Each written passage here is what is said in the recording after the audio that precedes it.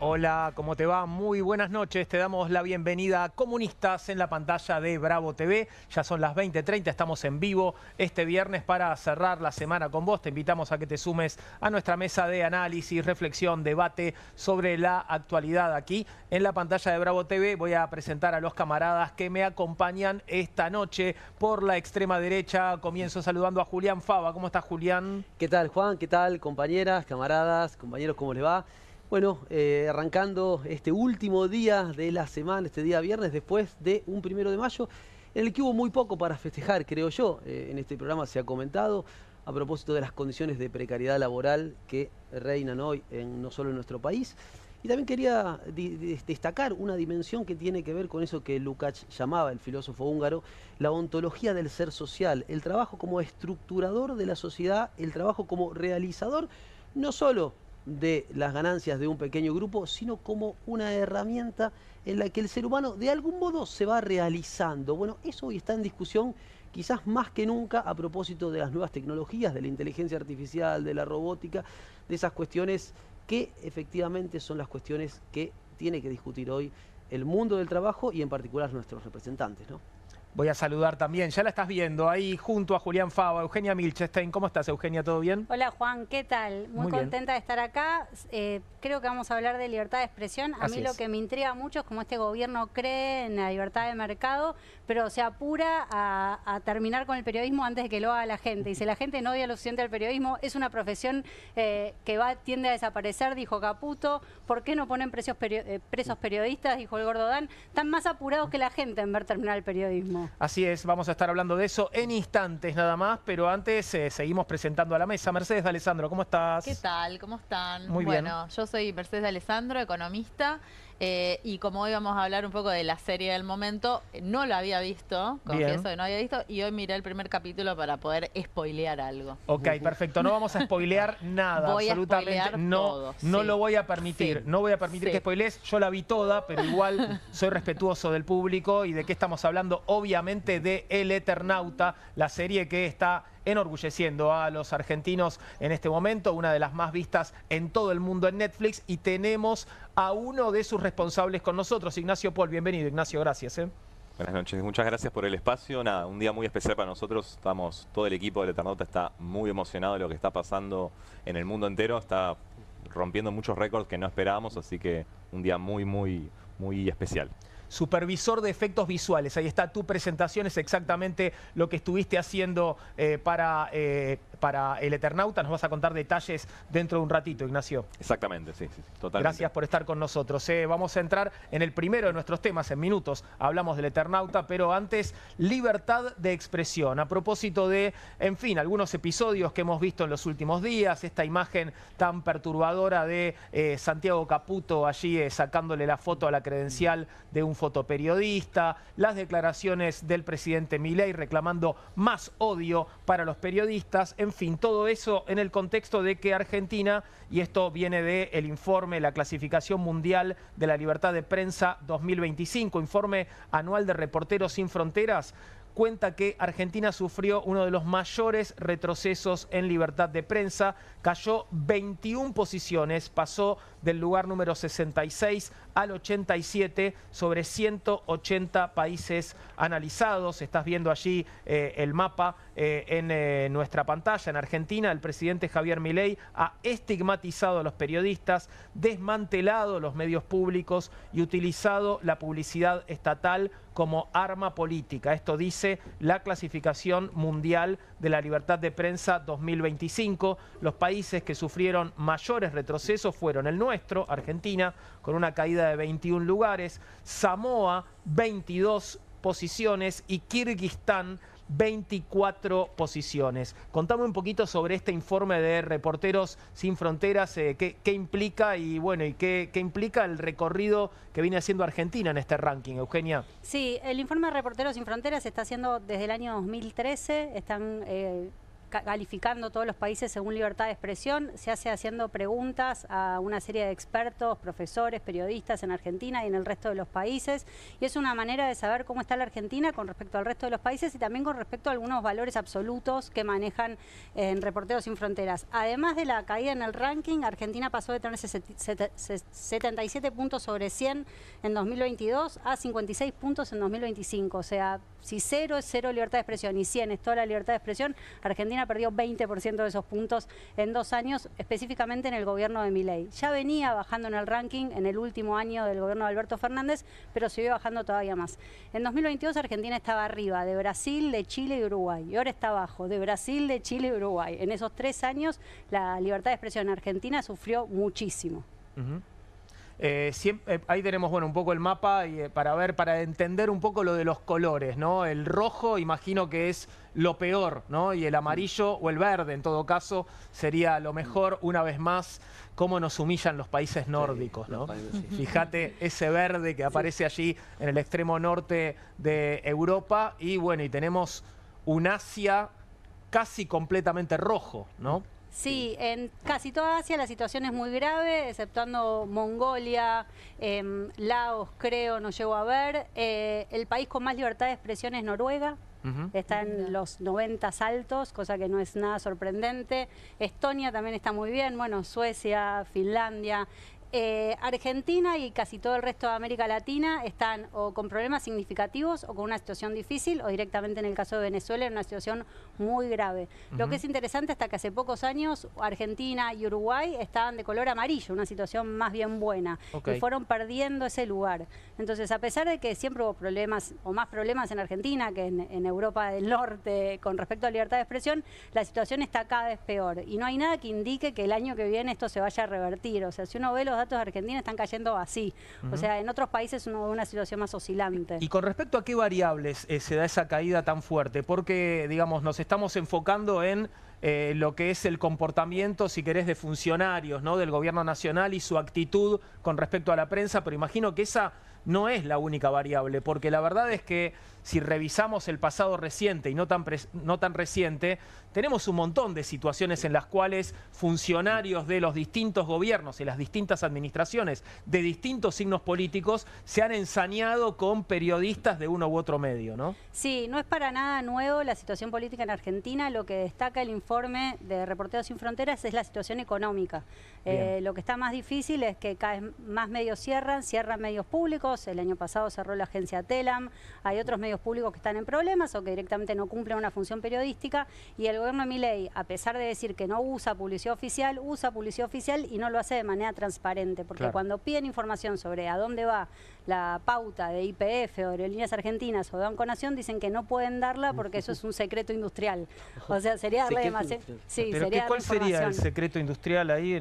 ¿Sabés algo de esto vos, Mercedes? No sé nada. Lo que sí sé es que tengo muchos colegas, amigos, conocidos que trabajan en medios autogestivos y es un problema, porque en un momento florecieron muchos espacios de estos, ¿no? Hoy lo estamos viendo con el streaming, pero antes de eso había muchos medios digitales, cuando la internet de alguna manera convocó y democratizó el acceso a la información por distintas vías. Tener un celular y poder buscar lo que vos querés y encontrar la información y todo eso. Y eso, obviamente, con la crisis económica se fue cayendo, empezaron a cerrar muchos y además también está esta figura del trabajador precarizado que tiene que juntar 3, 4 laburos para poder llegar a fin de mes y que obviamente empobrece también la calidad de la información que se brinda, de lo que se profundiza, de lo que se investiga.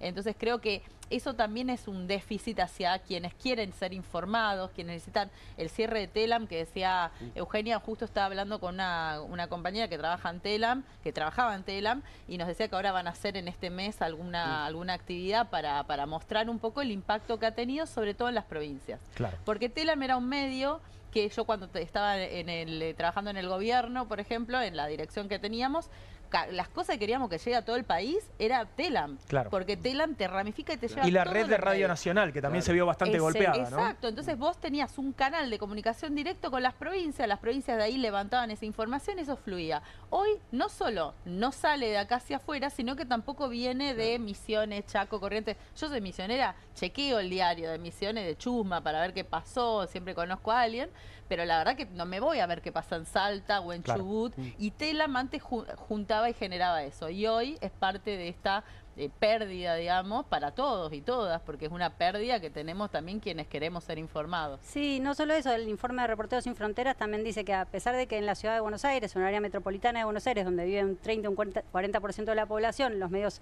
sigue habiendo muchos medios muy vibrantes, en el resto de Argentina, sobre todo en las provincias más lejanas, hay menos medios de comunicación y tienen menos libertad porque muchas veces dependen casi exclusivamente de la pauta oficial de la provincia o el municipio, y lo que hacía Telam de alguna manera era que permitía dar información sobre temas que los medios locales no podían cubrir. Entonces, aunque vos leas el diario Misionero, tal vez hay cosas que no te enterás porque al gobernador o al intendente de Posadas o a quien sea no le conviene. Y Telam sí podía cubrir eso porque estaba un poco más separada de la realidad provincial. Bueno, el caso cercana. de este libertario que en Misiones, ¿no? Me acuerdo, ¿no? Esto que vos decís, el caso del libertario que tuvo problema de pedofilia, que le encontraron en la computadora, un montón de cosas.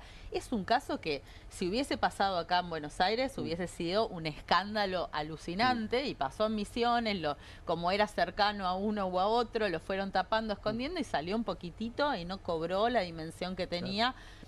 Digo, eso también es parte de un caso de pedofilia tremendo. Creo que podemos ver un poco más en detalle el mapa de la región para ver qué está pasando aquí. Bueno, ya no un mapa, sino un cuadro que nos muestra la evolución de la libertad de expresión en los países del Cono Sur, ¿no? Como la economía está en caída, ¿no? Sí. Quería señalar algo, ¿no? A propósito de 2022, respecto al presente, una caída de 20 puntos, según el informe que comentaban las compañeras, ¿no? De la libertad de expresión.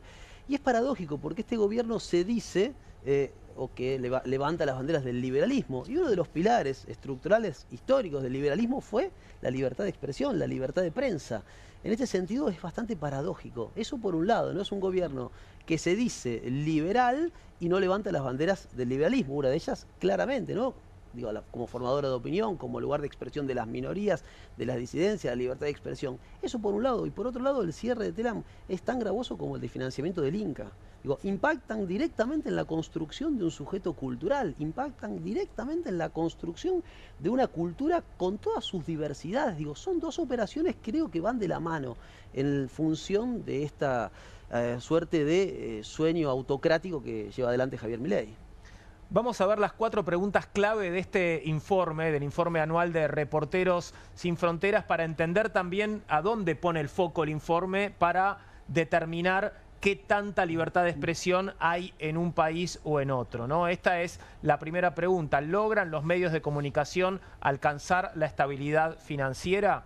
Creo que por la experiencia que tenemos aquí, hay varios que somos trabajadores en medios de comunicación hace un tiempo relativamente largo y podríamos decir que, por lo menos por lo que nos cuentan, no. No, y eso tiene consecuencias porque los medios que no logran alcanzar la estabilidad financiera dependen muy directamente de los anunciantes que tienen todas las semanas o todos los días para poder seguir saliendo al aire. Claro. Entonces el principal riesgo es no hacer enojar al anunciante, el que sea. Efectivamente, sí, claro. Después también tenés medios cuya financiación es, por decirlo de algún modo, opaca, ¿no? Sí. Y también experiencias de inversores, por así decirlo, que en algún momento invierten en medios y luego se retiran. Ha pasado en la Argentina, en el pasado no tan lejano, es decir, utilizan el medio como un medio para otra cosa, no como un medio de comunicación, digamos. Ahí tenemos la segunda pregunta. ¿Se han producido cierres de medios debido a dificultades económicas en su país? La respuesta es sí, ¿no? Sí, a dificultades económicas y también a decisiones políticas, claro, ¿no? Entonces no están separadas las dos cosas. Seguro. El medio no se sostiene por sí solo, la política deja de apoyarlo o decide cerrarlo, y entonces terminan cerrándose medios. Estas son las preguntas que le hacen a los expertos para que definan el nivel de libertad de expresión que hay en la Argentina y también en los otros países. Sí, pero también decíamos el caso Milei, digamos, no es una cuestión económica el cierre de la TV pública, de Telam. Claro. La amenaza el otro día, que fue el debate, ustedes lo estuvieron comentando en la semana, Adorni diciendo, me estoy yendo a ese canal que hay que cerrar, claro, ¿no? Digo, estaba yendo al debate diciendo que había que cerrar el canal en donde se transmitía el debate, que es el canal de la ciudad. Entonces digo, eso no sé si eran rentables en términos financieros, muchas veces también lo que hacen es vaciarlos de financiamiento para después decir que no son rentables o sacarle la pauta, o sacarle los auspiciantes o no pagar los sueldos correspondientes. Entonces los trabajadores obviamente generan algún conflicto o movilización para luego decir que no sirven, que son malos y que hay que cerrarlos. Pero Milei ya arrancó de entrada diciendo esto hay que cerrarlo y bueno, lo ha hecho y es una decisión política, digo, más allá de lo financiero, fue una decisión política. Sí, hasta ahí. Decía que había que cerrar Canal 7 y después le pareció genial tener las cámaras, los equipos a disposición para que lo grabaran yendo y viniendo al Congreso, y entonces Canal 7 no lo cerró. Y está usando las cámaras en las que invirtieron gobiernos anteriores, que está perfecto, para mostrar lo grosso que es transmitir en cadena nacional cada paso que da, etcétera. Entonces, muchas veces lo que pasa es que los gobiernos prometen cerrar cosas. Yo estoy segura que si Adorni llega a ser jefe de gobierno de la ciudad, no va a cerrar el canal de la ciudad, lo va a usar para mostrar lo bueno que es su mandato. No sé cuánta gente lo va a ver, pero seguramente lo va a intentar. Sí. ¿Limitan los propietarios de los medios la independencia editorial de las redacciones? Es la tercera de las 4 preguntas clave de este informe. Y aquí, ¿qué responderíamos? Que en muchos casos esto sucede, lamentablemente, ¿no? Sí, en muchísimos casos esto sucede. A mí hace unos años, hubo un ejemplo en La Nación, había salido una editorial en La Nación y los trabajadores de La Nación salían a decir que ellos no estaban de acuerdo con eso. Claro. Pero el editorial de La Nación lo había decidido el dueño de La Nación, no los trabajadores. Entonces me parece que es interesante ver en esos casos como muchas veces los periodistas no están de acuerdo con los dueños de los canales. Bueno, pasó en la televisión pública hace relativamente poco cuando había que cubrir una de las marchas a los jubilados, ferozmente reprimida, y parece que se prohibió usar la palabra represión, ¿no? Y salieron los trabajadores del medio a denunciar que esto era así y que obviamente no estaban de acuerdo. En ese caso es aún peor, porque la televisión pública no es de Milei, la televisión pública es de todos nosotros. O sea, si alguien tuviera que decidir cómo llevarla a cabo, tendría que ser un plebiscito entre todos los argentinos. Efectivamente. Y la última de las 4 preguntas, ¿en qué medida está concentrada la propiedad de los medios de comunicación en su país? Aquí la pregunta tendría que ser, bueno, ¿cómo evoluciona la concentración? Porque que hay concentración en la propiedad de los medios está claro. El tema es si vamos a mayor concentración o a menor concentración. ¿Qué camino estamos recorriendo? En general lo que se ve en Argentina y en el resto de América Latina es que vamos hacia cada vez más concentración, no solo en Argentina, hay que pensar nomás en Estados Unidos, la situación en la que el dueño de Amazon va y compra el Washington Post, uno de los medios más importantes, cambia su línea editorial, decida qué candidato a presidente van a apoyar o no. Entonces lo que se ve en el mundo es conforme hay cada vez más dificultades, las personas que tienen más plata, por ejemplo Jeff Bezos o Elon Musk, pueden comprar más medios y definir la línea editorial que tienen. Eso obviamente determina que hay menos libertad de expresión porque se escuchan menos voces todavía. Claro. Y lo que está en crisis también son las formas de comprensión y de acceso a las noticias. Si uno piensa en X, Twitter, ¿no? El dueño es un tipo.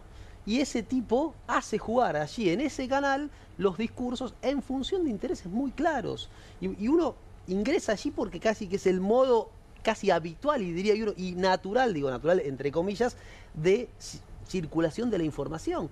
Y eso está direccionado, digamos, desde que aparecieron estos teléfonos inteligentes, ¿no?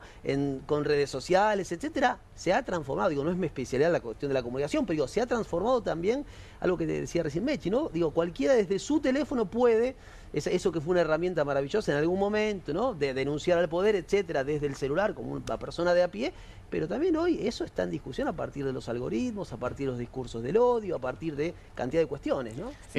Sí, perdón. Sí, por favor. Y te sumo algo, porque lo mencionaste Elon Musk, y justo cuando venía me acordé que tenía esto, que bueno, no se lo pasé a los chicos para que lo muestren grande, pero este es un grafiquito que sale en el New York Times que muestra que hay una periodista que se llama Anastasia María Lupis, que se pelea con Elon Musk un día, y ella venía teniendo en promedio en su cuenta 400.000 visualizaciones diarias, ¿no?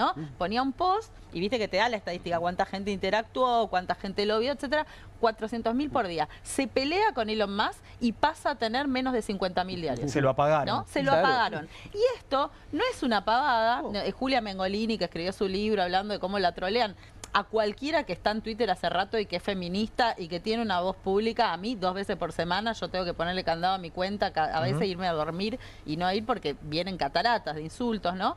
Pero hay algunas cuentas que están baneadas.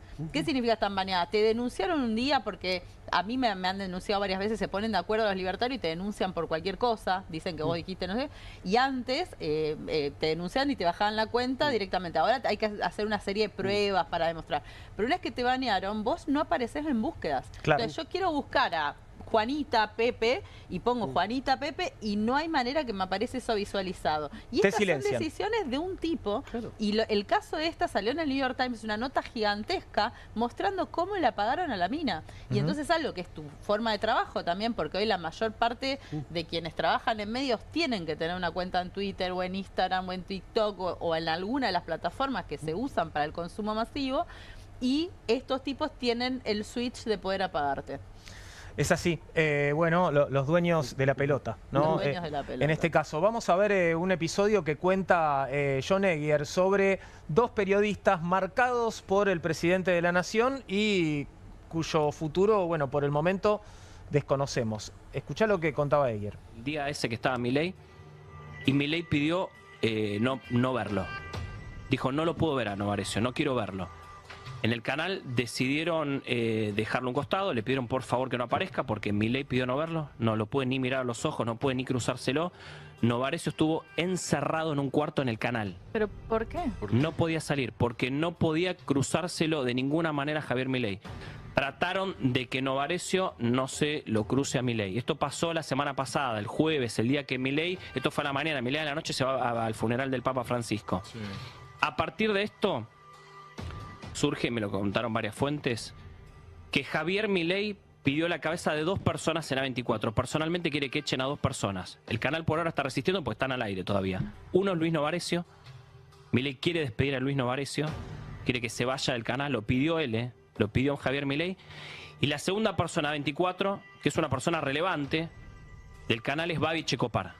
Llegó Novarecio el día... Bueno, ahí tenías esto. Quiero decir que Babi Checopar se hizo ya eco de esto. Ya ha publicado él en sus redes y de alguna manera respondiéndole al presidente, al que dice haber votado, por otro lado, y bueno, se encuentra ahora con este sinsabor, ¿no? En fin, un gesto más inquietante, si esto efectivamente es como se está contando.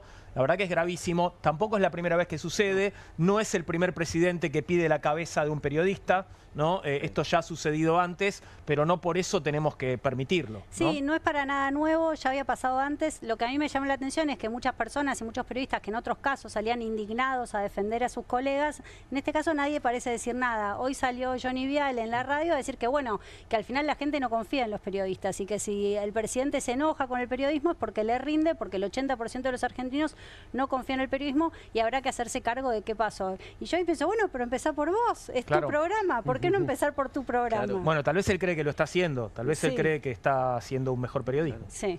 Y las situaciones del orden de lo siniestro, digo, un periodista encerrado en un cuarto que no se puede cruzar con el presidente de la nación. Pensemos en el poder del presidente de la nación, ¿no? Con todo el poder del Estado detrás, frente a un periodista y en un foro que, digamos, no es un foro comunista. Nadie podría, zurdo, como digo, comunista en el sentido de como lo llama Javier Milei, nadie podría pensar ni que Novarecio, ni que Babi Checopar son 2 periodistas opositores a Milei de por sí, ¿no? En este sentido, eso también habla del presidente, ¿no? Que tiene un encono particular y mayor con aquellos periodistas que él quizás consideraba que iban a estar de su lado. No importa tanto, por decirlo de algún modo, C5N o Página 12, por poner títulos. O en medios, o que trabajan en medios que deberían ser amigables con su figura, ¿no? Y esto digo, lleva a agresiones por parte de la sociedad civil, como lo que sucedió. Tweets que dicen no odian lo suficiente a los periodistas, ya van como 3 o 4 que ponen pidiendo eso, más odio. Pidiendo más odio. Hay uno por día de esos. Sí, y además relata además todas las cosas que él no querría que le sucedan y pone como que los periodistas van y lo escupen, que lo cachetean, que no sé qué, viste, como genera también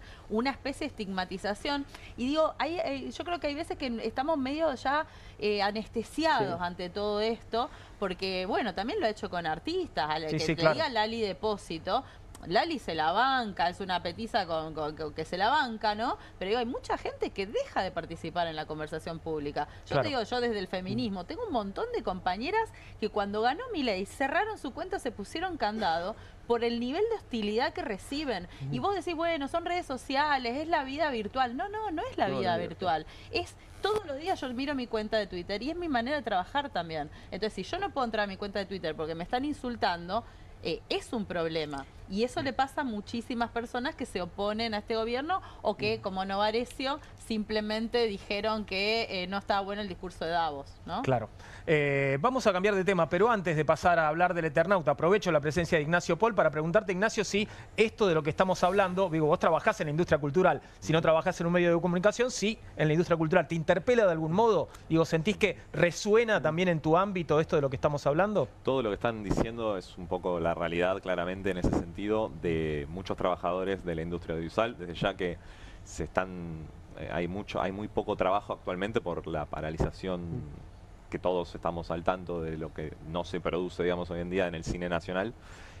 Así que hay una preocupación en el sector en general, desde ya. Me sorprende la necesidad y el día ideal quizás acá para hablar de esto, de la importancia que tiene también el mensaje de la historia original de Eternauta, cómo todo está relacionado de alguna manera y cómo esta cuestión de la libertad de expresión y de que quizás atacan a uno pero nadie lo defiende, digo, esto de nadie se salva solo, me parece que resuena bastante en estas semanas, ¿no? Totalmente. Voy a presentar el tema y enseguida nos va a contar mucho más, Ignacio, porque vamos a hablar de El Eternauta, la serie del momento, sin duda. Figura entre las 3 más vistas del mundo en Netflix y ya se confirmó que tendrá segunda temporada. Hablamos de la adaptación de la obra de Héctor Germán Oesterheld y Francisco Solano López, publicada originalmente en 1957 y que ya está haciendo historia en la plataforma. Y obviamente hablar del Eternauta nos lleva también a hablar de la historia argentina. Resuena el Eternauta en la memoria como un símbolo de resistencia, ahora en formato audiovisual. Y sabés, ¿no? La dirigió Bruno Stagnaro, la protagoniza Ricardo Darín, pero vuelve a traer también a la agenda la historia de Héctor Germán Oesterheld y su familia, porque fue una familia con la cual la última dictadura militar se ensañó particularmente. Héctor Germán Oesterheld, militante montonero, fue desaparecido por la dictadura de Jorge Rafael Videla hace 48 años, junto a sus 4 hijas, sus yernos y 2 de sus nietos nacidos en cautiverio. De hecho, muchos de los afiches de la serie que están empapelando la ciudad en este momento fueron intervenidos con las imágenes de varios de los desaparecidos de la familia. El 27 de abril de 1977, Héctor fue secuestrado en La Plata por un grupo de tareas de la dictadura cívico-militar. Tenía 57 años. Fue visto en el Sheraton, esto es la comisaría de Villa Insuperable, en el Embudo y en Campo de Mayo, pero su paso más documentado fue por el centro clandestino de detención, tortura y exterminio El Vesubio, en Aldo Bonzi, en un predio del Servicio Penitenciario Federal. Si hablamos de su familia, la primera en desaparecer fue su hija Beatriz Marta Oesterheld el 19 de junio de 1976 a los 19 años. Su cuerpo apareció 2 días después en Virreyes, provincia de Buenos Aires. Diana Irene fue secuestrada 2 meses después, el 7 de agosto de ese año. Tenía 23, un hijo de 1 año y estaba embarazada de 4 meses. Marina fue secuestrada y desaparecida el 27 de noviembre del 77, junto a su esposo Alberto Seindlis en San Isidro. Estela Inés, la mayor de las hermanas, fue secuestrada el 14 de diciembre de ese mismo año. Intentó escapar y fue herida de bala. A pesar de ser llevada al hospital de Adrogué, no volvió a saberse de ella, y a su pareja Raúl El Vasco Mórtola también lo masacraron a balazos después de intentar permanecer oculto en una vivienda. La única sobreviviente fue Elsa Sánchez, esposa de Héctor. Después del secuestro de toda su familia, se sumó a Abuelas de Plaza de Mayo para continuar su búsqueda por la memoria, la verdad y la justicia, y murió a los 90 años en 2015. Digo, el estreno del Eternauta también, entre otras cosas, sirve para que volvamos a revisar nuestra historia y a hablar de casos como este, ¿no? De la tremenda atrocidad, crueldad, del accionar despiadado de la dictadura que se llevó puesta a una familia entera, la familia del creador de El Eternauta. y pensaba que hablábamos de Campo de Mayo, ¿no? Uno de los lugares en los que estuvo detenido Oesterheld, y Campo de Mayo cumple un rol muy importante en la historia, Exacto. en la historia original y también en esta adaptación, Ignacio. Totalmente, sí, es una de las tantas locaciones que suceden en esta adaptación del clásico y de la gran obra que hizo Oesterheld. Así que sí, es un punto emblemático. Algo de la serie que es muy interesante también es cómo se muestra al ejército argentino. Me parece que se da una visión bastante interesante que recomiendo que justamente la serie para ver cómo se trató de decir, bueno, estamos todos en una invasión extraterrestre, estamos todos obviamente utilizando la ficción para hablar de cosas más importantes, pero hablar un poco de la unidad también nacional, y justamente en el momento en que aparece el ejército argentino y todo lo que sucede en Campo de Mayo, hay una cuestión ahí de que todos están muy unidos, lo cual es algo que ojalá suceda en algún momento, ¿no? Esa está curioso, ¿no? Porque claro, contémoslo esto sin spoilear demasiado, porque esto ya se ha dicho, la serie traslada las acciones originales de la historieta de fines de la década del 50 a la actualidad, y entonces el protagonista, que es Ricardo Darín, Juan Salvo, es un excombatiente de Malvinas, ¿no? Ahí ya tenés, bueno, una primera aparición de la historia, ¿no? De la historia argentina en la serie, pero este detalle curioso del ejército es que el ejército argentino es aquí un arma de la resistencia, digamos, de la especie, ¿no? Contra los extraterrestres. Totalmente, sí, es muy interesante cómo está abordado, y también, bueno, como uno de los personajes, que es Favali, de repente se transforma en una pieza clave para ayudar al ejército. Bueno, estamos poniendo mucho a la serie, me parece. Sí. Así que, pero sí, recomiendo... Después me decías a mí, ¿eh? Bueno, pero son cosas que, viste, están contadas. Hablemos un poco de tu trabajo en particular, Ignacio. ¿Qué fue lo que hiciste para la serie como supervisor de efectos visuales? Bueno, es muy impactante visualmente, esto está clarísimo, ¿no? Muchas gracias. Sí, mi trabajo arrancó alrededor del 2020, estábamos en plena pandemia, y la productora KS Films nos contacta a través de Ezequiel Rossi, que le mando un saludo, porque fue la persona que nos introdujo en este hermoso viaje que fue este proyecto. Y en ese momento la productora necesitaba encontrar una manera de que Bruno Estañaro pudiera llevar adelante su visión, que era bastante complejo técnicamente, y que claramente nevar Buenos Aires no era algo tan simple. Bruno tenía muy clara la visión estratégica de cómo convenía hacerlo, que era prácticamente, resumido en un par de palabras, es escanear la ciudad de Buenos Aires con un par de dispositivos. Uno de ellos se llama LIDAR, pero también utilizamos drones volando alrededor de ciertas calles.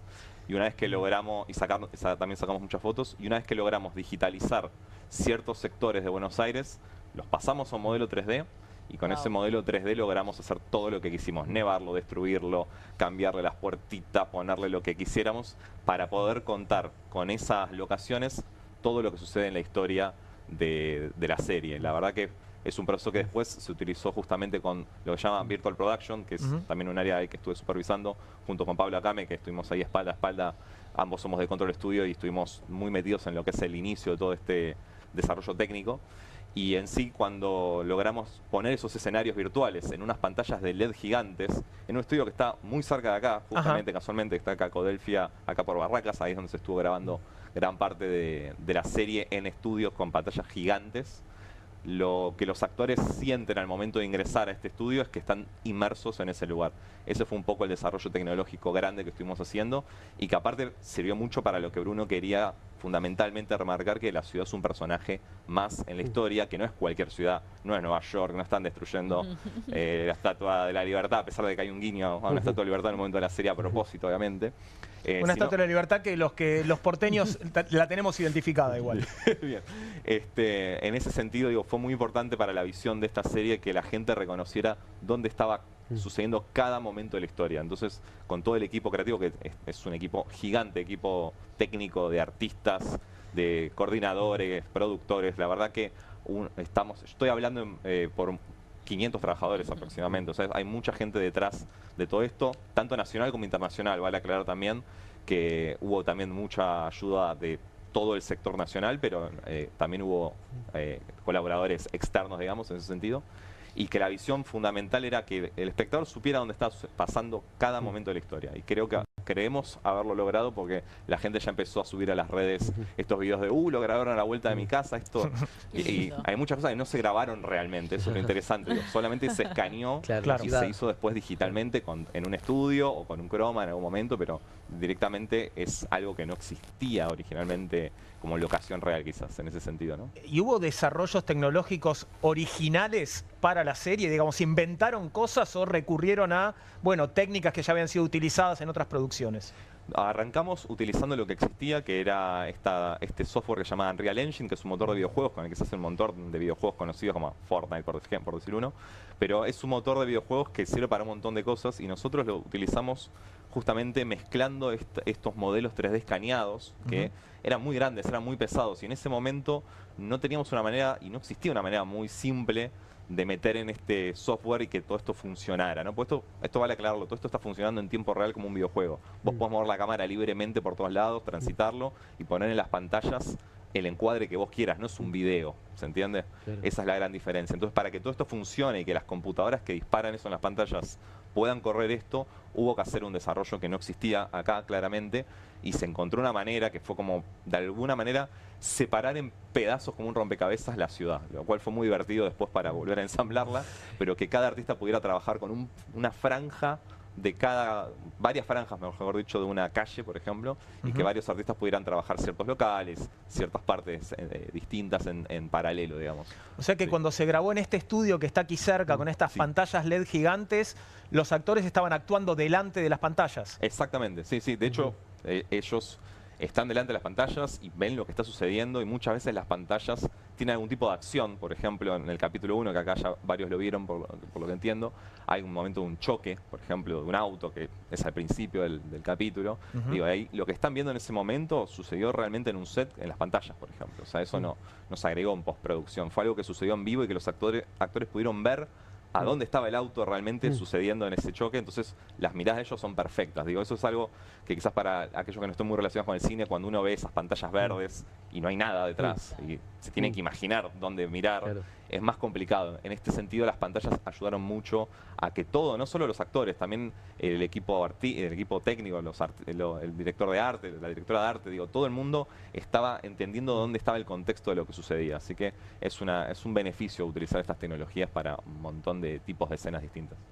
Empezaste a trabajar en el año 2020, o sea que, digo, y antes que vos ya hubo gente trabajando, porque cuando llega el proyecto a tus manos, obviamente había habido un desarrollo previo, ahí me imagino, de guiones y de un montón de otras cosas, ¿no? Hubo un boceto de lo que eran los guiones, había algo ya escrito claramente cuando nos contactan a nosotros y nos comparten ciertas cuestiones de guión, pero no había un desarrollo tecnológico como resolverlo. Claro. Nosotros estuvimos desde el inicio, sí había ciertos conceptos de lo que llaman concepts, que son imágenes ilustrativas de cómo quiere el director que se vea la serie a futuro. Esos concepts sí los existían previamente a nosotros, pero una vez que ingresamos nosotros, nuestro gran trabajo en estos 4 años y medio que duró mi labor ahí, al lado de Bruno y al lado de toda la gente de Cayese, fue justamente encontrar una manera de que esto sea realizable y que se pudiera filmar en Argentina y inventar las cosas que no existiesen si había que hacerlo. Así que nada, hubo un ejército de gente muy talentosa armando estas herramientas también. Tenemos que decir que, bueno, esto no sé si es spoilear, creo que no.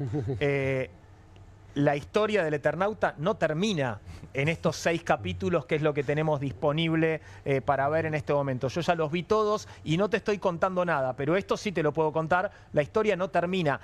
Necesita una continuación, claramente, y ya está confirmada esa continuación, pero bueno, hay que ponerse a trabajar. Todavía no está hecha esa segunda parte. Exacto. Sí. Estoy evaluando cuándo me puedo tomar unas vacaciones todavía.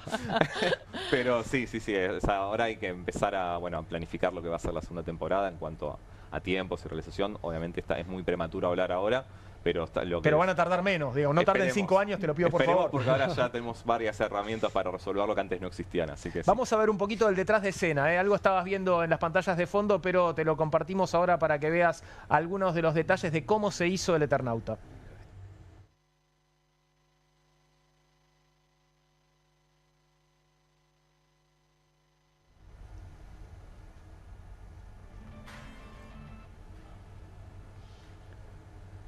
Esto, por ejemplo, que estamos viendo, digo, ahí lo tenemos el personaje de Ricardo Darín, lo veíamos recién. ¿Está caminando de verdad por ahí o esto es una construcción hecha en el estudio? Bueno, ese plano final que vieron ahí, que es prácticamente como cierra el primer capítulo, se hizo en un estudio donde se llenó de nieve el piso prácticamente. El equipo de nieve práctica fue también épico lo que hicieron a nivel. Por ejemplo, acá en el puerto, cuando se los ve en el puerto, creo que es el puerto de Olivos, ¿no? Uno de esos puertos. Sí, en algunos casos se fue a la locación real y se agregaron cosas, como es el puerto de Olivos. En el caso de que estábamos hablando antes del final del capítulo 1, por ejemplo, es un estudio y ahí se recreó completamente de manera digital. Estamos viendo un poco el paso a paso de cómo se hacen los escenarios. Y ahí estamos viendo también un poco cómo es el armado de estas pantallas de las cuales hablaba antes, donde en esas pantallas que son enormes, son como super televisores gigantes, se fue desarrollando justamente lo que es el fondo en vivo y se grabaron, ven, ahí están ciertos actores delante de esas pantallas, así que sí. Te digo que es muy impresionante cuando se ve el estudio en el que montaron esas pantallas gigantes, porque no sé si viste la última temporada de Black Mirror, Ignacio. Sí, claramente. Bueno, ¿sabés de qué capítulo te hablo? Hay un capítulo que prácticamente, bueno, es un paso más que esto de lo que estás hablando. Digo, en 2 años se va a poder hacer, tal vez. Es increíble. Ojalá que no. Sí. Ojalá que no. Ojalá que no. Una cosa que sucede en ese capítulo, casi que nos sucedió a nosotros en cierto momento, fue muy gracioso cuando lo estaba viendo. Dije, esto nos pasó a nosotros, que se les apaga como la manera de conectarse con las computadoras a ellos. Bueno, en un momento nosotros perdimos un poco el control de las computadoras y seguía corriendo la escena. Y fue tipo, bueno, esto está corriendo solo, esto está vivo de alguna manera. Y fue como, uff, cuando vi el capítulo esto nos pasó realmente, ¿viste? Con todos los servidores y todos corriendo. Las máquinas seguían trabajando en forma autónoma. Era un mundo real ahí. Tirado así, enchufado un cable. Era el mundo que corría solo, digamos, en este caso. Ahora creo que lo tenemos con audio. Ahora vamos a compartir el detrás de escena, ahora un poquito más de detalles. Mira.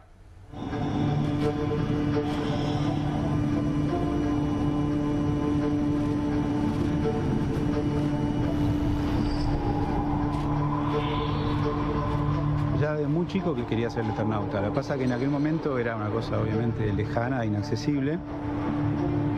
La originalidad del Eternauta es justamente que las cosas empiezan a suceder en el sur. Es una historia de ciencia ficción en la República Argentina y en la ciudad de Buenos Aires en particular. Las invasiones no ocurren solamente en Nueva York y me parece que eso en sí mismo es algo que es atractivo de ver. La ciudad es un personaje vivo más y siento que fue muy afortunado el hecho de que justo en el momento en que intentamos hacerlo, se abrió como una puerta tecnológica que hizo que estuviera mucho más cerca en relación a transformar una ciudad que está viva en la ciudad del Eternauta. Para poder contar la historia del Eternauta, claramente había que hacer un desarrollo tecnológico que no existía por las condiciones en sí de la historia, donde todo Buenos Aires está nevado, o sea, está todo medio apocalíptico y realmente ciertas locaciones serían imposibles de filmar en locaciones reales. Esta técnica nos permitió grabar en Buenos Aires sin que sea Buenos Aires en realidad. Tenemos a Buenos Aires atrapado en esa pantalla con nieve, digamos. La técnica de la Virtual Production y de utilizar pantallas para que tanto los actores estén viendo lo que está pasando como así genere algo mucho mejor sobre la iluminación en sí del set era medio fundamental. Facilita mucho el laburo del actor en el sentido de que vos estás viendo en tiempo real las cosas que tenés que construir. Lo vuelve, creo, mucho más realista y mucho más efectivo. Muy mágico, parece que estuviéramos circulando por dentro de esa pantalla aunque estemos afuera. La verdad que es un lujo, estamos jugando en las grandes ligas. Nosotros no es que resolvimos todo con las pantallas, es como un popurrí de recursos. Siempre que podíamos ir a un espacio real, tratamos de ir al espacio real. Estamos generando nieve en una ciudad donde no nieva, estamos nevando Buenos Aires. En la búsqueda estética de cómo se ve por cámara la nieve, fuimos encontrando diversos elementos para llegar a lo que tenemos al día de hoy. Sal, espuma, celulosa y gel de pañal de bebé. Complicadísimo, no sabes cómo resbala el gel de pañal de bebé. Conocí el Eternauta más o menos a los 15 años y me lo tatué en mi cuerpo cuando tenía 18 años como mi primer tatuaje. Me siento agradecido y bendecido por estar participando, no solo del Eternauta, sino haciendo la nieve del Eternauta. La muralla fue un hito construirlo porque era uno de los primeros escenarios en donde veías la invasión, ¿no? Hablar de la muralla era como algo, el Everest, y verla ahí plasmada fue realmente un desafío. che, la muralla existe, está acá, mirá, son estos 30 metros de autos apilados. Y muy difícil también técnicamente, porque había que apilar los autos y que eso tuviera una belleza, para decirlo de alguna manera, que no fuera una chatarrería y a la vez que sirviera el relato. Es un desafío realmente muy grande. No hay mucho historial en nuestro país de ciencia ficción hecha, mucho menos a este nivel. Es un sueño cumplido haber podido estar dentro de la producción y cuando nos enteramos de que Netflix lo iba a estar produciendo esto, sí, no sé cómo ni sé qué, no sé quién, no sé cómo, pero necesitamos llegar a esa producción de alguna manera. Formar parte de este equipo es un orgullo. Es una alegría total ser parte de esto.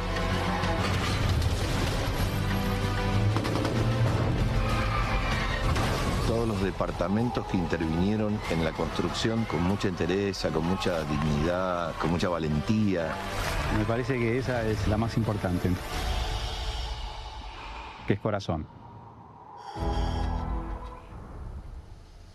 Bueno, ahí tenías unos cuantos detalles. Hablemos de la nieve, por favor, porque vimos nieve, bueno, nieve producida gracias a esta combinación de elementos que me fascina, por otro lado, cómo llegan a la fórmula ideal para producir algo que parezca nieve, ¿no? Esta combinación, cómo llegan a que el gel de bebé te puede servir, de pañal de bebé te puede servir para eso. Pero vos hiciste la otra nieve, la nieve que no se puede tocar, exacto, ¿no? Totalmente. Sí, el equipo de FX, de efectos especiales justamente, que se dedicaron a estar arrojando nieve, estar llenando los pisos, o sea, metros y metros y metros en estudios y en locaciones reales, porque hubo más de 30 locaciones reales, aparte de las casi 30 virtuales. Digo, hubo mucho trabajo en la calle que hubo que cortar, llenar durante horas. Llevaba mucho tiempo el armado de estos pisos con distintos, justamente como bien decías, distintos tipos de materiales según la necesidad. Había momentos que necesitaban que se viera muy bien la pisada, por ejemplo, en un plano corto,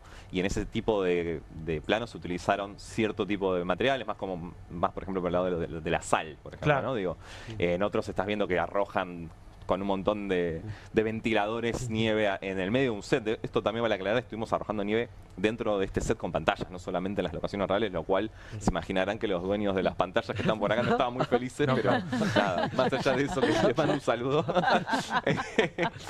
La verdad que hubo un desarrollo ahí también muy interesante sobre qué tipo de materialidad se necesitaba según el plano también, ¿no? En ese tipo. En nuestro caso, bueno, obviamente hicimos la nieve digital, como bien decías, y nosotros tuvimos que empatar, ¿no? Esa nieve real que se grabó en set para después la nieve digital que se agrega posteriori se parezca, porque no siempre se mueve igual la nieve. Nos convertimos todos en expertos climatológicos haciendo este proyecto y hablábamos ya con distintas palabras de qué tipo de nieve necesitábamos y a qué velocidades y esas cosas, ¿no? Así que muy interesante también el equipo que simula nieve, ¿no? Se hicieron, bueno, por ejemplo, esa es una herramienta que se desarrolló para la serie específicamente. Desarrollamos todo un sistema de clima interno en este motor de videojuegos para que pudiéramos fácilmente tirar una nieve más navideña o una nieve más de tormenta, por ejemplo. Y fue muy divertido estar probando estas cosas también. ¿Y qué pasa con tener una serie tremenda como es esta en este contexto tan particular que vive la industria audiovisual en nuestro país? Es un doble, ¿no? Es una doble sensación porque por un lado hay mucho orgullo, estamos muy contentos de lo que está sucediendo, pero estamos entendiendo también la realidad del resto de los trabajadores, que no es tan agradable como estamos justamente charlando antes. En lo personal, la verdad que se siente un orgullo, esa es la palabra que estuvimos hablando y utilizando todo el equipo esta semana, que podamos ser vistos de esta manera en el mundo. Estamos teniendo realmente muy buena repercusión a nivel internacional. Hoy, digamos, justo el mapa que mostraban antes me hizo acordar uno que vive de la tarde con mismos colores rojos y verdes y todo eso, donde fue visualizada la serie, y la verdad que Latinoamérica fue un éxito arrollador, pero también en Europa, por ejemplo, lo cual nos sorprendió bastante, y está ingresando también a Estados Unidos. Hoy era, creo que la cuarta serie más vista, por ejemplo, en Estados Unidos. Salió o sea que, una crítica en el New York Times, o sea, totalmente. Cualquiera que lee el New York Times ve la crítica al Eternauta y dice, la quiero leer. Y además dicen que el Eternauta en inglés está a $350. Sí, si leí la nota. Sí, wow. La increíble. O sea, subió el precio. Sí, es imposible de conseguir. Es una edición ¿Lo estará fabricando China? Sí, hay una edición muy buena china del Eternauta, de hecho, vale aclarar, ¿eh? También se hizo hace poco. Y es re loco también que, bueno, que Estañaro, que salió con Pisa, Birra y Faso, digamos, y que fue también con mucha guita del Inca, ¿no? También con fondos privados, y que la rompió en un montón de festivales. Bueno, es un clásico generacional, ¿no? Él recién que decía, para mí era un sueño, me tatué esto a los 18, y él diciendo esto era inaccesible en ese momento, no todos los saltos que tiene. Pero también me quedé pensando en lo que decías de que te llamaban 2020 en medio de la pandemia. Yo me acuerdo de la ciudad de Buenos Aires vacía, y cuando miraba esto también pensaba, ¿no? Como esos escenarios reproducidos en el game, en el jueguito. Sí, había una cuestión ahí medio, o sea, compleja, ¿no? Digo, no es algo simple estar en ese momento, tener que salir a escanear la ciudad, no era algo, los permisos, digo, no eran tan simples. Las primeras veces fue más trabado, obviamente, de manera lógica, pero una vez que se abrió un poco más la pandemia, obviamente fue mucho más simple acceder a poder escanear la ciudad, que a nosotros, mientras menos gente haya y mientras menos autos circulen, favorece el escaneo, obviamente, así que se trató de aprovechar ese momento para escanear todo lo posible, ¿no? Desde ya. No hemos hablado todavía del elenco, que la verdad es impecable. Digo, las actuaciones creo que realmente son como muy conmovedoras y tienen ese sello muy argentino, ¿no? Yo quiero detenerme, y sin spoilear, en escenas de partidas de truco. Yo creo que las partidas de truco realmente son algo que no vas a encontrar en ningún lugar del mundo como los encontrás acá, ¿no? Totalmente, nos reíamos bastante de la producción de qué dificultad deben haber tenido los que tradujeron esto a los más de 20 idiomas, más o menos, al chino, para representar esa escena donde encima hacen unos chistes también con doble sentido, que debe ser muy compleja la traducción en ese sentido. Pero sí, algo que remarco de esta producción es que se trató siempre de remarcar lo autóctono, ¿no? Lo que se hace acá, y lo tratamos de plasmar en un montón de detalles que la gente quizás va a ir encontrando a lo largo de los capítulos, pero hay muchos detalles para remarcar que esto es argentino, ¿sí? Y creo que quedó bastante bien. Y también hay guiños a la obra de Stagnaro. Vos te referías un poco a eso, y creo que la serie también los tiene, ¿no? Digo, con la elección también de algunos actores que tal vez tienen apariciones relativamente fugaces, pero en los diálogos, ¿no? Yo creo que claramente, bueno, ahí se nota el sello del autor, ¿no? Totalmente, o sea, hay ciertos guiños claramente, y bueno, los fanáticos de Ocupas me imagino que los van a ir encontrando, no hace falta spoilearlos, tal cual. Bueno, Ariel Staltari fue uno de los guionistas, también vale aclarar, que fue un personaje clave justamente en Ocupas. Y yo creo que Ariel tiene una especialidad en trabajar sobre los diálogos, ¿no? Sí, aparte es una persona maravillosa, estuvo presente en un montón de momentos, obviamente, a lo largo de la serie. Y hace poco, cuando estábamos cerrando ya los últimos planos de efectos visuales, recuerdo que vino a ver en lo que llamamos los tech checks, que es cuando se revisan plano a plano para ver si están funcionando bien, y se fue maravillado con unas palabras de amor por todo el equipo, que la verdad que lo A ver si cambia el meme, viste que tiene el meme ese de sí, estoy laburando. A ver si ahora sale un meme nuevo que nos reemplace, porque ya estoy cansada de mandar ese. A ver, creo que tenemos la escena, una de las escenas del truco, y la tenemos en más de un idioma. A ver cómo es. Did you hear that? I heard that, did you? I thought I heard Envito. Escutou errado. Era real Envito. Envito wa uso daro? Je sais que tu bluffes. T'as rien du tout. Non, j'ai rien, t'as raison. À part des couilles pour tenter le gros coup. Ha salvato dalla campanella. Guarda che ti ho sentito, Provate. Envito. Did you hear that? I heard that, did you? I thought I heard Envito. Escutou errado. Era real Envito. Envito wa uso daro? Je sais que tu bluffes. T'as rien du tout. Non, j'ai rien, t'as raison. À part des couilles pour tenter le gros coup. Ha salvato dalla campanella. Guarda che ti ho sentito, Provate. Bueno, qué impresionante. El Tano, qué bien que está el Tano. Es igual a nosotros, ¿no? Impresionante, gran actor. Bien, ¿para cuándo? Vos que a ojo, que 4 años hay que esperar, ¿cuánto? No, es mucho 4 años. Mucho menos, y nada, estamos todos también muy ansiosos de empezar a producir esta continuación, que va a ser asombrosa, espero, por las cosas que sé pero no puedo contar, pero la verdad que más allá de lo que suceda, ya lo que sucedió esto hoy y ayer fue una locura a nivel internacional, y para todo el equipo nos estuvimos juntando hacer eventos con la excusa de poder hablar de lo que nos está pasando a todos.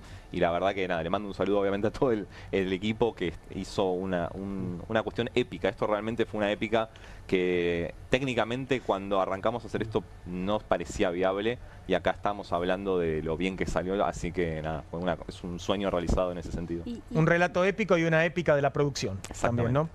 Perdón, ¿se imaginaba en este nivel de éxito? Personalmente no tanto. Hoy, por ejemplo, vimos un tweet, bueno, ayer creo que Alex de la Iglesia hizo un tweet muy hermoso, las palabras que dijo. Hoy, por ejemplo, un japonés muy conocido de la industria de los videojuegos, se llama Hideo Kojima, hizo un posteo, con el póster en japonés, y a mí esas cosas son las que a mí me están sorprendiendo de a dónde está llegando, ¿no?, la serie a través de la pantalla de Netflix. Esto recién empieza, Ignacio. Felicitaciones. Muchas gracias. Y muchas gracias por haber estado con nosotros. Hacemos una pequeña pausa y continuamos con Comunistas en la pantalla de Bravo TV.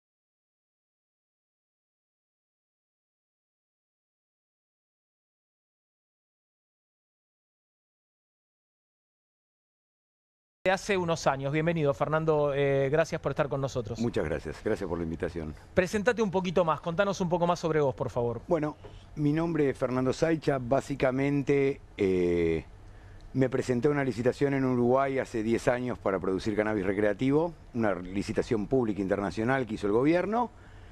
Y afortunadamente la gané. O sea, la empresa que fundé la ganó. Y eso empezó el camino que seguimos hasta hoy para tratar de legalizar esto en la mayor cantidad de... Yo soy argentino, vivo acá. Se dio primero allá, pero bueno, hace unos años que estamos peleándola para que se pueda hacer acá. Esto, al final de cuentas, es un negocio. Claro, es un negocio, es una industria. Es una industria que no solamente, que no se limita al consumo recreativo de cannabis, sino que tiene un montón de otras aplicaciones. Tiene un montón de otras aplicaciones y para mi manera de ver, de hecho el gobierno uruguayo lo hizo así, la primera licencia que dio fue para cannabis recreativo, a pesar de que se vendía en la farmacia, se sigue vendiendo hasta hoy. Pero era recreativo porque era una cosa que ya estaba presente en la sociedad y que no tenía ningún sentido esconderla con todos los problemas que trae, que es lo mismo que pasa acá. O sea, ya hay sustancias de uso recreativo, el alcohol, qué sé yo, algunas otras que no están, bueno, algunas no son recreativas, pero son de uso masivo, cuasi recreativo, que no están prohibidas. Y esto no es peor que ninguna de esas cosas, al contrario, es mucho más beneficioso en un montón de aspectos. Algo importante que pasó acá es que no es solo medicinal el uso, sino que es medicinal y o terapéutico, eso es lo que dice la ley. Lo que permite ya estás hablando de la ley argentina. Claro. Que lo que permite es que no tengas que tener una dolencia diagnosticada, no necesitas tener cáncer o fibromialgia.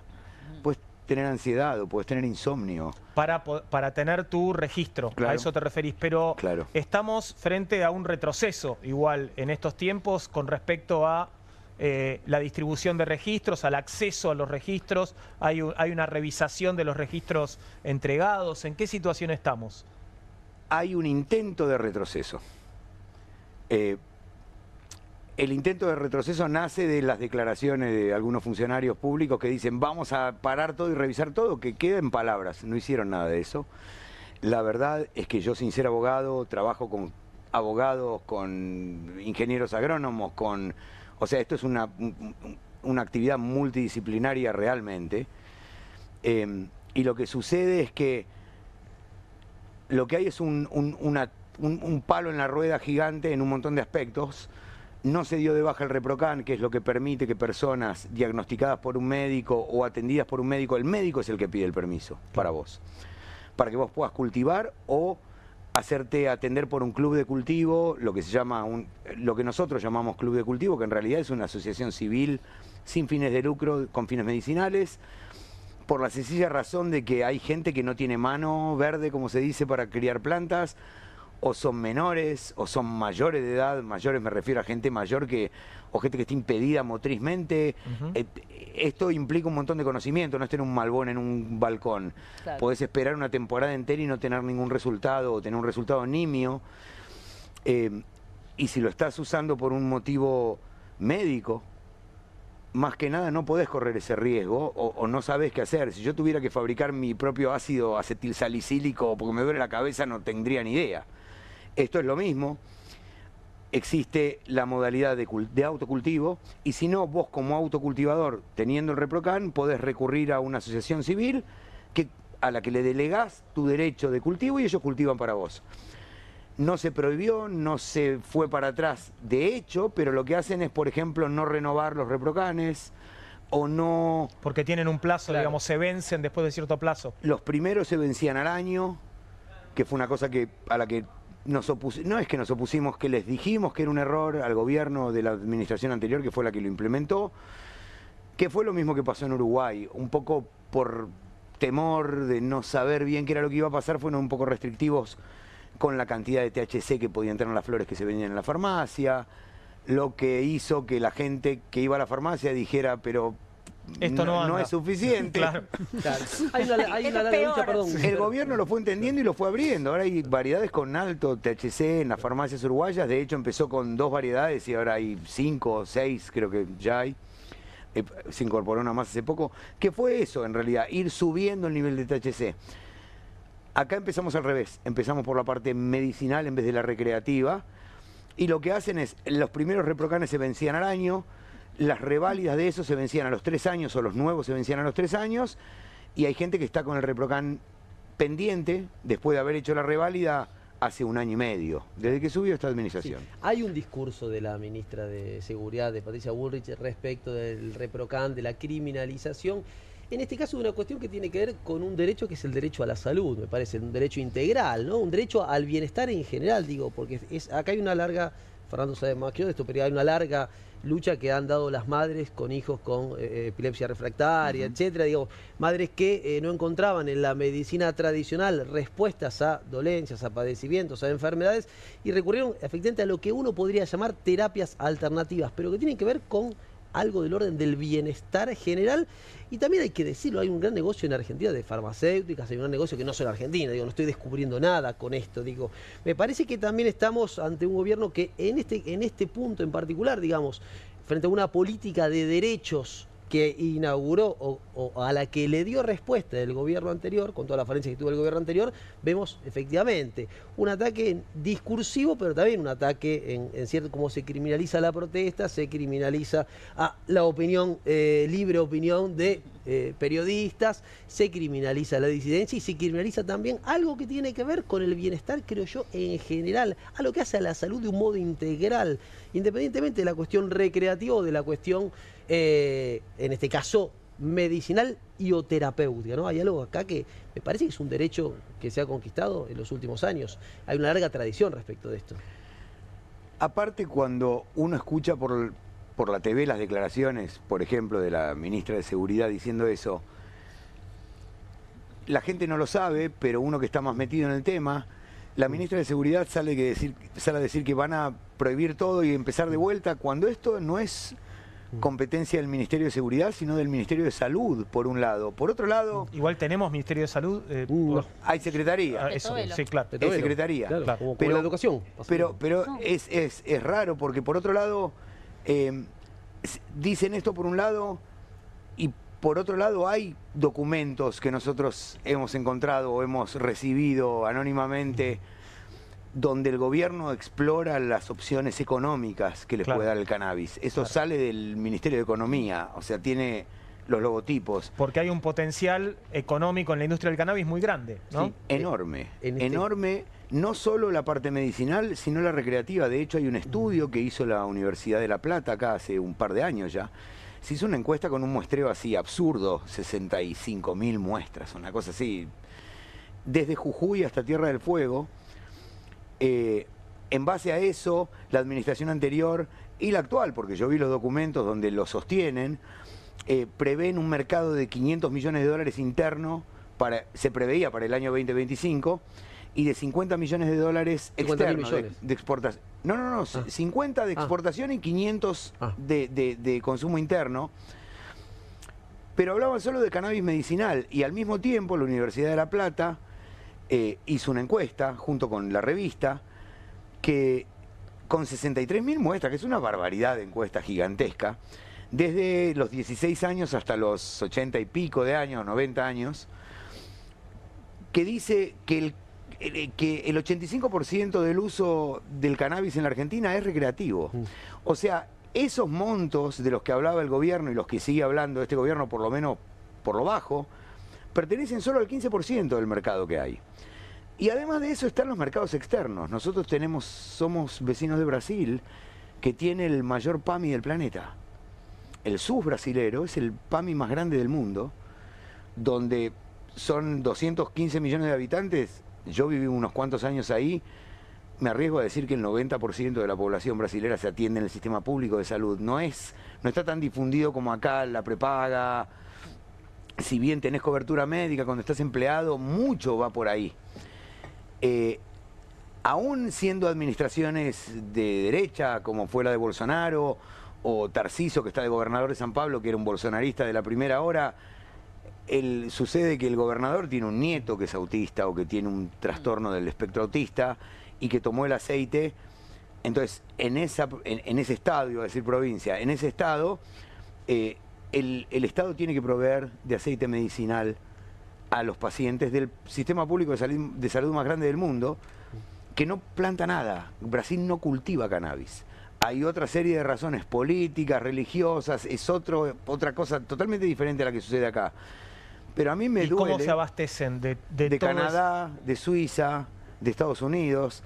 Lo que es ridículo, están al lado nuestro. O sea, y bueno, en la administración anterior, en las reuniones que hemos tenido, como con el estudio de abogados con el que tratamos de impulsar esto, o asociaciones civiles o ONGs que han intervenido en la legislación del ReproCan o en consultorías técnicas de cómo hacer esto mejor, qué sé yo, habiéndolo hecho hace tantos años en Uruguay, ya había una experiencia, y ya pasaron 10 años, entonces lo que dicen, no, pero esto es la puerta de entrada.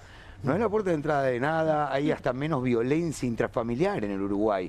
Las estadísticas no mienten, y lo estamos desaprovechando. Lo desaprovechó la administración anterior, si bien promovió todo lo que promovió, no solo el ReproCan, sino el ARICAME, que vendría a ser lo que es el IRCA en el Uruguay, que es la agencia que da los permisos para producción comercial medicinal, porque acá recreativo todavía no hay, pero para exportación. Estamos perdiendo todo eso de la mano de un gobierno que, si bien yo no comulgo con las ideas, dije, bueno, algo de bueno tienen que tener, van a abrir la economía, vamos a poder exportar y trabajar. Bueno, totalmente al contrario. Lo que hicieron fue intervenir el ARICAME. Es gracioso porque la intervención del ARICAME dijo que nada se va a poder hacer acá con cannabis medicinal, y entiendo que tienen parientes directos que lo hacen, que son colegas míos en Uruguay y exportan esto medicinalmente. Entonces no sé bien qué es lo que está pasando.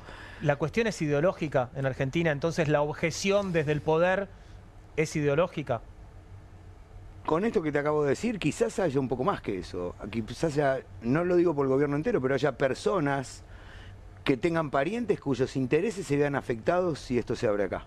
Ok, les conviene seguir produciendo afuera, digamos. Claro, eso por un lado. Y a ver, no quiero hacer una denuncia pública, pero Google, y si no querés, con la inteligencia artificial, son 5 minutos para enterarte de todo esto. Y más allá de eso, se pierde una oportunidad del país. Tenemos una gran oportunidad de hacer esto, no solo en el aspecto medicinal, sino en el recreativo. Hay, a ver, el último cálculo en California es de una generación de $5 billones en un año. Es una industria gigantesca que nos vendría bárbaro, que da un montón de trabajo, a diferencia de otras actividades agrícolas. Acá es muy intensiva la mano de obra. El cáñamo, que es lo que quiere promover el gobierno, o lo que dijo que iba a dejar acontecer, es una operación mucho más parecida a lo que sería la caña de azúcar o el maíz. Es una operación de gran porte, de grandes extensiones de tierra, donde hay cosechadoras que trabajan con GPS. Entonces, la mano de obra ahí no es intensiva. En esto que es lo medicinal o lo recreativo, sí, porque hay una cuestión de manejo de cultivo. Las flores son delicadas, es como los arándanos. Claro. Se cosechan a mano. Y si vos vas a buscar trabajo, yo porque tengo colegas que cosechan arándanos en Uruguay, buscan mujeres con uñas cortas. Mirá. Primero, por la delicadeza, claro. Y segundo, no podés tener las uñas largas porque lastimás las frutas. O sea, esto es muy parecido. Cuando hay una parte del trabajo que es realmente muy artesanal, digamos. Sí. Sí, un poco más que la vid, te diría, claro. Porque la vid la cosechás a mano y te la llevas, pero la apoyás. Esto no se puede apoyar, hay que colgarlo. Donde lo apoyás, vas perdiendo el THC. Vas perdiendo la resina que contiene los cannabinoides, que son medicinales, los que son recreativos, los que no sabemos bien cuál es el efecto ni recreativo ni medicinal, pero que, otro error, esto es un efecto conjunto de estas sustancias en la planta, de estos compuestos. Cuando lo que hacemos es separar y dejar, no, solo puede haber CBD. A ver, gente como yo que empezó en esto hace muchos años, sabe positivamente, el cannabis medicinal no llegó de la mano de investigaciones médicas, llegó de la mano de lo que decía nuestro amigo. El saber popular fue lo que se dio cuenta de que servía para las náuseas en una quimioterapia, lo que hacía que la epilepsia refractaria, los ataques epilépticos se frenaran en segundos. Esto lo descubrió la gente, no lo descubrió primero la ciencia. Por una cuestión legal nomás. Claro. Investigar con cannabis te metía en un problema. En algún momento fue algo que también se cortó, ¿no? Claro. Digamos, se cortó pudo investigar desde hasta Nixon algún para momento. acá, se terminó. Claro. Por otro lado, quería señalar algo, perdón, ¿no? Sí, claro. Que hablando de vides, en el mes de abril pasado, estaba leyendo aquí una noticia, la legislatura de Mendoza aprobó una nueva ley que crea el registro provincial del cannabis y cáñamo industrial, aquí en la Mendoza, Argentina, ¿no? Un organismo que tendrá como función principal coordinar, autorizar y fiscalizar la cadena de valor del cannabis en la provincia, ¿no?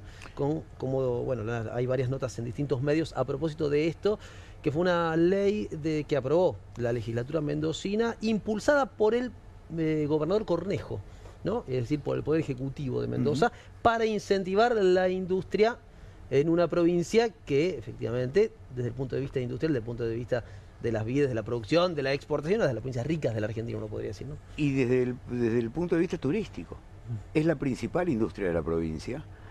Hay países donde esto ya es una realidad. No hay muchos destinos turísticos canábicos en el mundo. Podés tener California. Europa está un poco complicado porque si bien el eje Ámsterdam-Barcelona funcionó durante muchos años, nunca fue legal.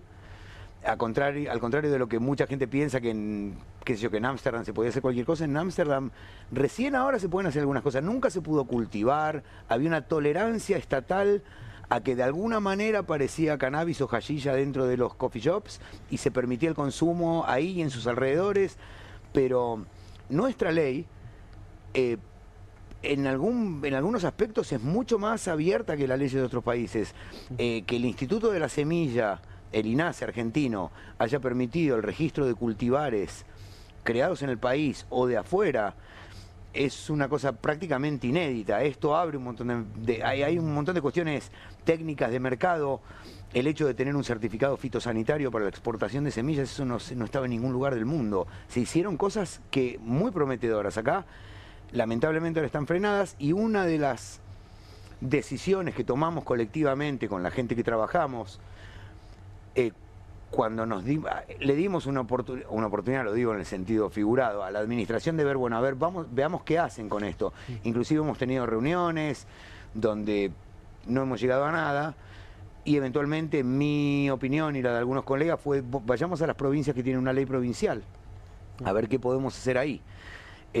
Siendo que el problema acá es lo federal, con esta administración dijimos, bueno, van a dejar a las provincias hacer lo que quieran hacer cada una, son autónomas, se tienen que arreglar con sus fondos, entonces bueno, sus fondos provendrán de donde la provincia decida, y esto no es nuevo. Mendoza tenía una ley hace 4 años ya, y venimos yendo hace 4 años, pero otra vez, quizás un poco por temor, un poco por prudencia extrema o sobrevalorada o sobregirada, lo intentamos la primera vez hace 4 años que ya había una ley provincial. Yo me sentí bastante cómodo porque había, cuando vos mirabas los instructivos para presentar la documentación, había una similitud evidente con los requisitos en el Uruguay.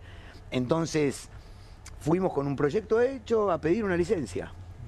La pedimos, o sea, la llegamos a presentar todo para pedirla, pero cuando empezás a mirar la letra chica, y esto lo digo porque Julián nos cuenta lo de la ley que estuvimos ahí en la Mendocan, que es una expo que se está haciendo hace unos años ya.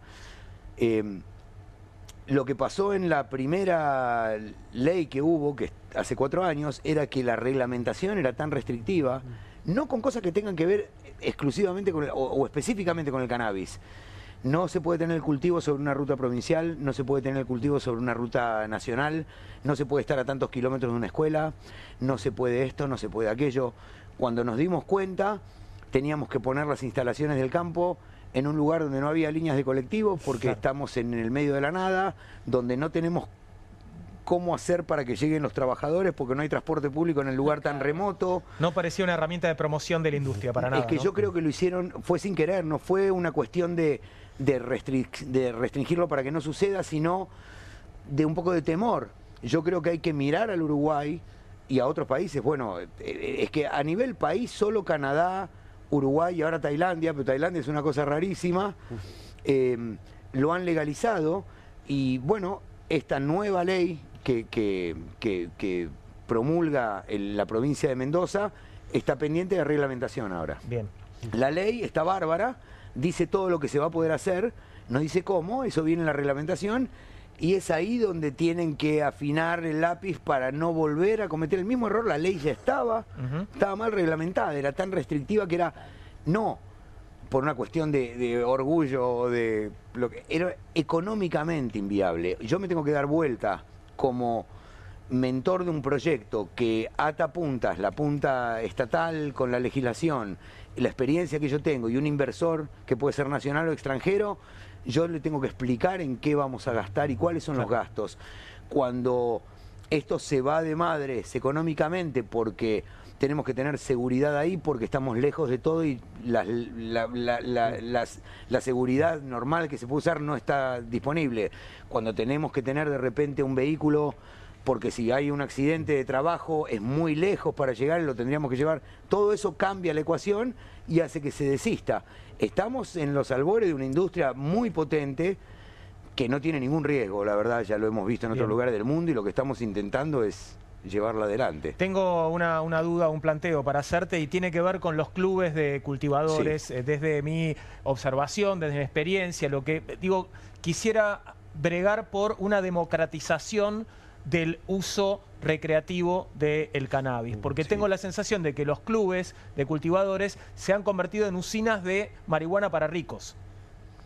¿Vos lo decís por el precio? Sí. Es que en realidad el tema es el siguiente. Tener un club, vulgarmente llamado club, nosotros le decimos club, es una asociación civil sin fines de lucro. Empecemos por ahí. Si yo hago el cultivo en un galponcito, en algún lugar remoto de la provincia de Buenos Aires, y no tengo sede social, lo que la ley nos permite es que si nosotros somos socios de esta asociación civil, lo que tenemos que hacer es tomar los gastos, lo que tuvimos que usar para alquilar este lugar, para llevarlo a cabo y para obtener la medicina que vamos a repartir entre los socios y prorratear los gastos entre todos. Si gastamos N cantidad de pesos, lo dividimos entre la cantidad de asociados y con eso se pagan los gastos. Ahora, la ley en ningún lugar especifica qué tipo de fertilización usar, qué técnicas usar, el tamaño del cultivo. Si lo pones en un segundo piso de un petit hotel en Recoleta, el alquiler es una cosa, un galpón en Merlo es otra. Entonces, si yo no tengo una cantidad, el límite de la cantidad de asociados es de 150. Cuanto más asociados tenés, más barato es el costo, porque el alquiler es el mismo, el lugar que tenés es el mismo. Cualquier asociación civil, si tuviera esta sala, lo que va a hacer es llenar la sala. Si no puede por una cuestión económica es porque faltan luces, son equipos caros ya a esta altura, porque son muy específicos. Cuanto más socios tiene una asociación civil, que puede tener 150, más barato el costo. Ahora, si vos vas a hacer el ReproCan y te queda pendiente para siempre, y no hay gente con ReproCan nuevo, o viene gente y me dice yo quiero ser socio y no le dan el ReproCan, ahí ya tenemos una limitación. Una limitación, porque lo que te da derecho a ser socio y a venir y a llevarte tu cannabis, o a que te lo enviemos, o a consumirlo, o a llevarlo, subirlo en un avión, en un barco, en un ómnibus, y que te lo no que te lo encuentren, que te pregunten qué es y se lo digas, le muestres el ReproCan y sigas de largo, es que el ReproCan esté vigente. Claro. Si no está vigente, menos socios, menos gente puede entrar en el sistema. Eso es lo que pasa. Igual también, como te digo, es como un restaurante. Hay restaurantes más baratos, hay restaurantes más caros. Lo que vos tenés que es prorratear eso. Claro. Pensaba, bueno, ahí es donde está la pausa puesta por esta administración, la pausa de los ReproCan, ¿no? Ahí es donde no te lo estoy renovando, no te doy nuevos, ahí es donde se ha detenido de alguna manera este progreso. Se detuvieron varias cosas. No están renovando los que están vencidos, no están dando los nuevos. Hemos tenido casos con la gente que trabaja en derecho, con la que hacemos este colectivo en nuestro. Acá hay, de alguna manera, lo voy a decir así, suena medio feo, pero hay facciones. Hay gente que piensa una cosa y gente que piensa otra.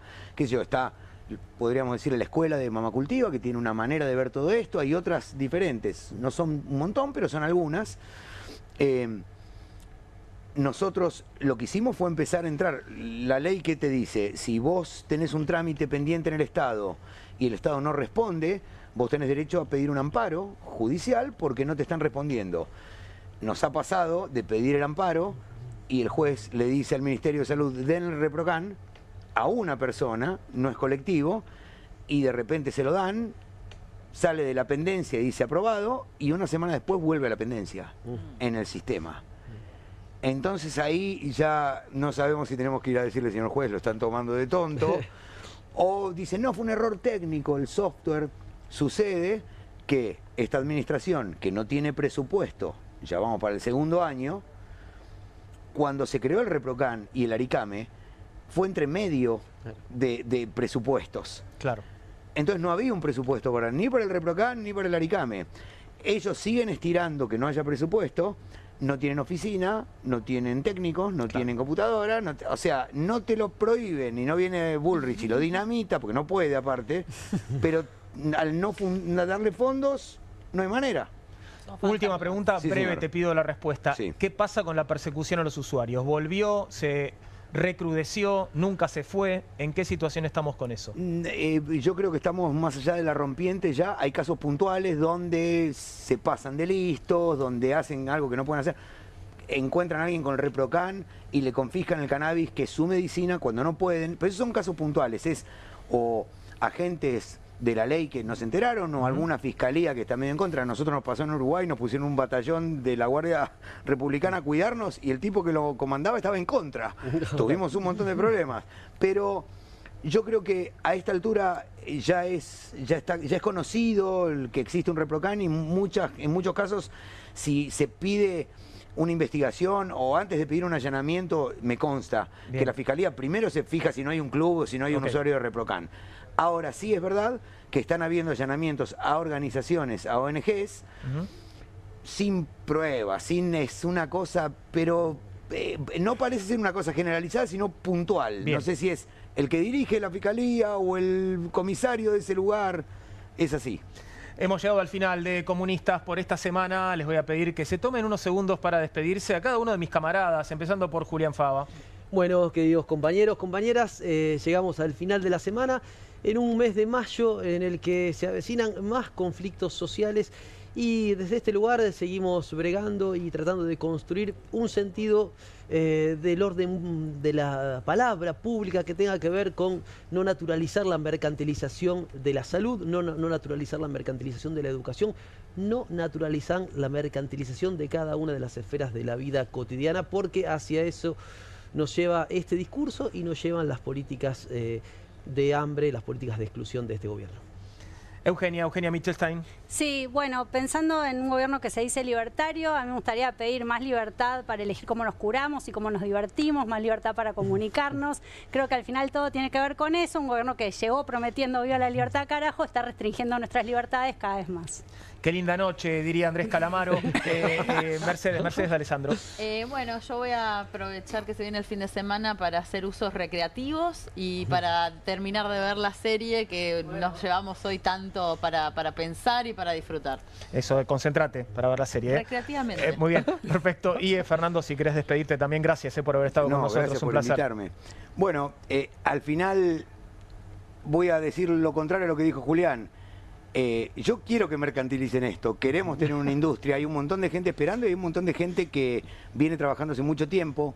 Cumplan la palabra por lo menos en una cosa y mercantilicen esto que estamos todos esperando.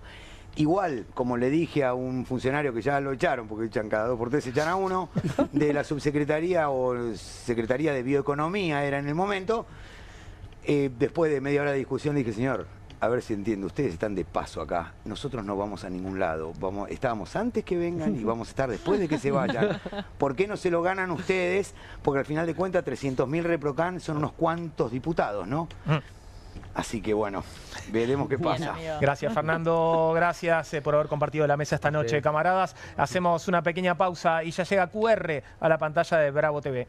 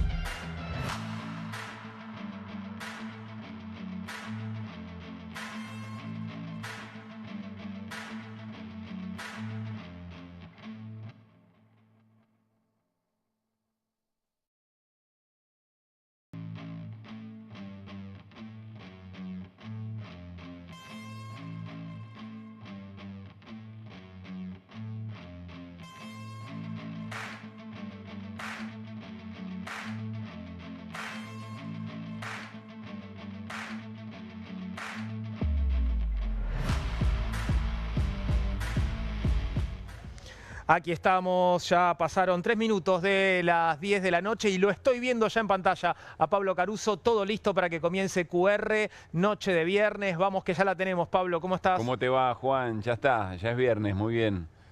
Resuelto, ya me vi la serie completa, no te voy a contar nada, quédate tranquilo, Pablo. Me encantó la charla que tuvieron respecto del Eternauta. Vos sabés que estábamos por empezar a verla en casa y me dicen mis peques, dice, pará, porque en la escuela nos dijeron que primero tenemos que leer la historieta y que después veamos la serie, en todo caso. Entonces eso lleva a que también tengamos que hacer el mismo ejercicio, como para verlo un poco juntos, más allá de si es para chicos o no, pero algo está pasando que va mucho más allá, ¿no? De la buena factura además que tiene la serie.